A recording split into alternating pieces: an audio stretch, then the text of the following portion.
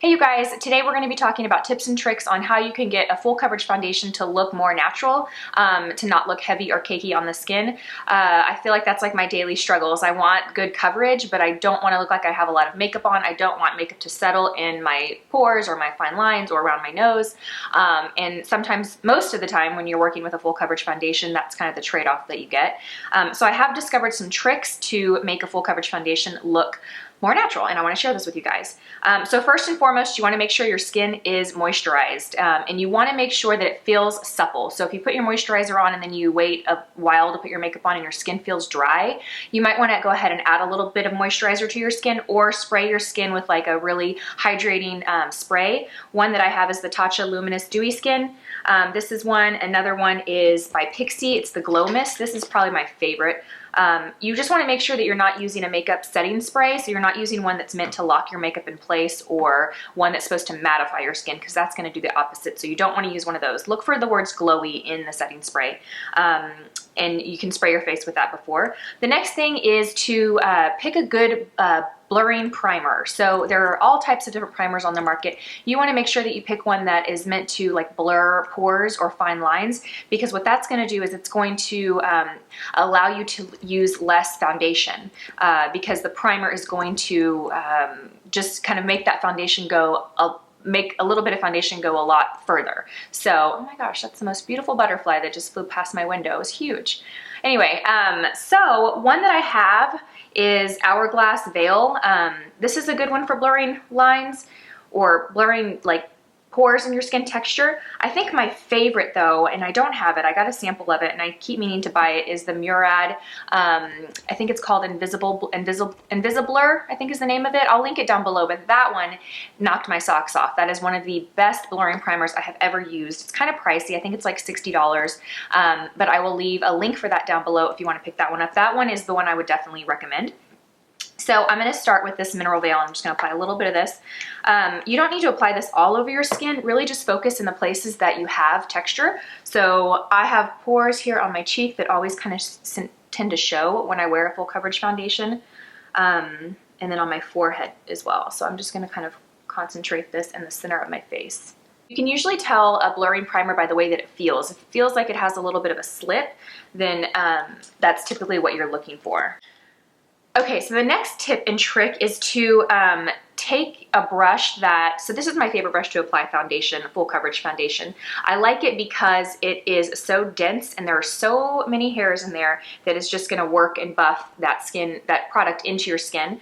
And I always spray my brush before I go in and work the foundation in. I've been using this Glow Mist by Pixi, and the foundation that I'm gonna work with today that's full coverage is the Loreal Infallible Pro Matte. So this is a full coverage foundation. It's a matte foundation, so usually when you see those two together, you can kind of expect it to look heavy most of the time. So what I'm going to do I'm going to go ahead and apply this on my skin, and I just take a little dollop. Again, you don't want to apply too much because you're probably not going to need too much. You're not going to need much, and the key is to get away with using as little as you can. Okay, so I'm just gonna do this side of my face because I'm gonna show you guys another trick on the other side of my face. Okay, so next what I'm gonna do is I'm just gonna spray my brush with the Glow Mist.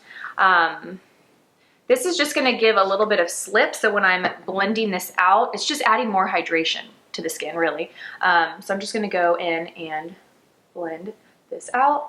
I like to kind of press the product into my skin first to really keep that full coverage, and then I'll just go out and kind of blend out the edges. If you just kind of go and blend right away, what you're doing is it's almost like you're wiping away the product. So you're gonna need more.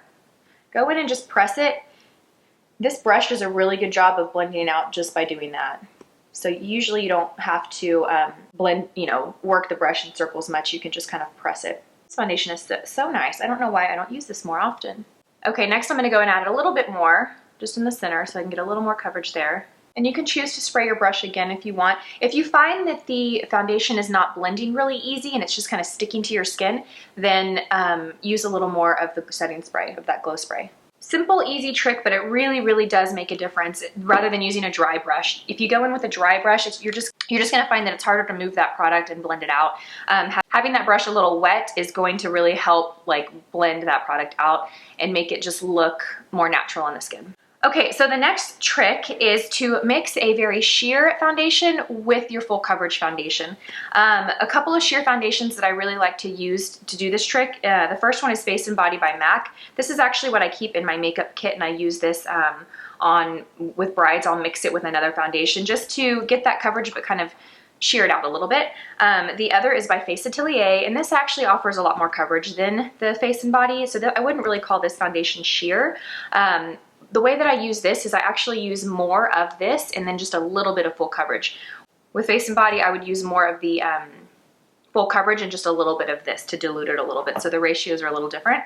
And then the other one I really liked is to use is the Giorgio Armani Luminous Silk Foundation. This one is really beautiful. The consistency of it is really nice, so it will dilute down a full coverage or thicker foundation, and it still gives pretty good coverage. So those are the three that I like to work with. Today, let's play with, you know what, I'm gonna use the Infallible with the Face and Body. I'm gonna mix those two together. So I have about a dollop of the full coverage, and then I'm just going to grab a little Face and Body to, and you can see that it's pretty, the consistency of it is pretty light. You know, it's kind of liquidy. So I'm just going to mix those two with my fingers and go in. This is also a great trick to kind of alter the color of a foundation. So if you have a shade that's just a little too dark for you in the winter, just grab a lighter sheer foundation like this, and you can go and kind of balance out that color. So the same thing, I'm just gonna take my brush and spray it twice and go in from the top. You might find with this technique that you aren't gonna get as full of coverage as you did with the first way with just using the full coverage foundation and damp brush. Because again, the Face and Body is going to kind of dilute that down a little bit and shear it out a tiny bit. So this is a good trick if you wanna have that kind of middle of the road coverage, you know? But then again, you can always go back and build it, so. I love playing with different foundations. You know, sometimes you find foundations that you love certain benefits of them, but you don't like other qualities of them, you know what I mean? And so it's nice when you can kind of mix foundations that you love for different reasons and create the perfect effect on the skin. Oh, this is so pretty, you guys. I don't know why I don't use this Loreal much. It is so nice. I put a little bit on my nose. One more trick for finishing a full coverage foundation is using a damp beauty blender and just kind of pressing any areas that you don't want to have oxidize. So when a foundation oxidizes, it turns a little darker. So in your house, it might look great, but then you get outside and you can clearly see that line. Using a beauty blender that's damp and just kind of pressing over that or in the center of your face, what that's going to do, it's going to help absorb any excess product. And just really push that product into the skin, so it's going to make it look more natural. So this is the final step that you can do to make your full coverage foundation look more natural. Okay, so the last step is setting your foundation. So sometimes I set my foundation, sometimes I don't. It really depends on the foundation and the finish of it. When you do set your foundation, you want to choose a powder that's very, very lightweight. I personally like to use loose powders over pressed powders. I'll keep a pressed powder in my purse and I'll use it to touch up throughout the day because I feel like it's going to give me a little more coverage if I need it, if my foundation starts to fade. But initially when I set my foundation, I like to have it super lightweight, very sheer. I have three powders here that I wanted to talk to you guys about. So the first is the Secret Brightening Powder by Mercier, and I just use this one under my eyes because it gives the most subtle brightening effect under the eyes, and it's very, very, very sheer.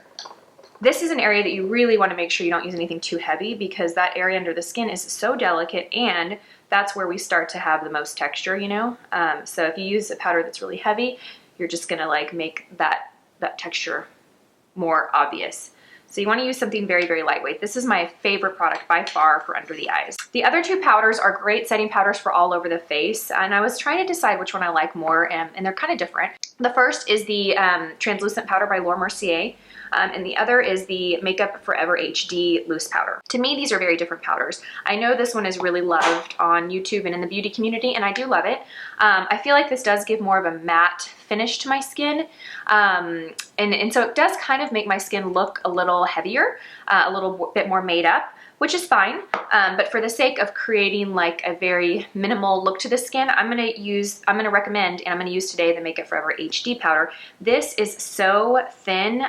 It almost has a blurring effect in my opinion. It really helps kind of smooth and blur out pores, which I love. This is what I use on brides and I keep in my kit. And so again, with powdering, you really just want to maybe focus on the areas where you tend to get shine. You shouldn't feel the need to you shouldn't feel the need to powder all over your face. Really just focus that in the areas that you feel like you need it the most. So for me, that's the center of the face. Okay, so I'm gonna go ahead and finish the rest of my makeup and I'll be right back.